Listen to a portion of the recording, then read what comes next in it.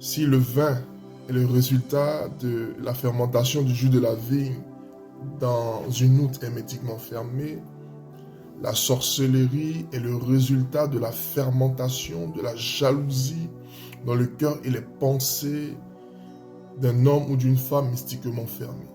Mais Jésus nous a donné le pouvoir de marcher sur les serpents et les scorpions et d'écraser la puissance de l'ennemi. Rien ne pourra vous nuire.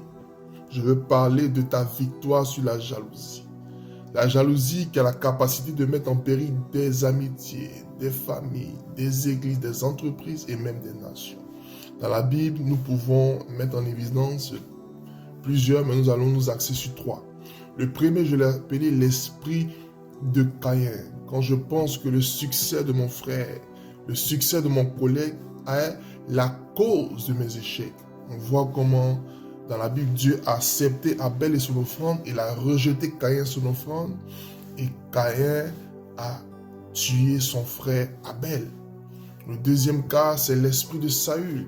Quand je suis intimidé par la progression, par les compétences, par les exploits de mon subordonné, de mon fils, quand je veux éteindre son étoile, ça se voit dans des entreprises, dans des églises, dans des familles. C'est Saül qui voulait détruire David parce que David a vaincu Goliath et les femmes ont chanté « Saül a tué ses 1000 et David ses 10 000 ». Et le troisième, c'est l'esprit d'Absalom. C'est quand le fils veut prendre la place du père à tous les prix. Quand le fils veut récupérer son héritage avant le temps. Quand l'assistant veut prendre la place du responsable et commence à le calomnier. Quand le subordonné veut prendre la place du chef.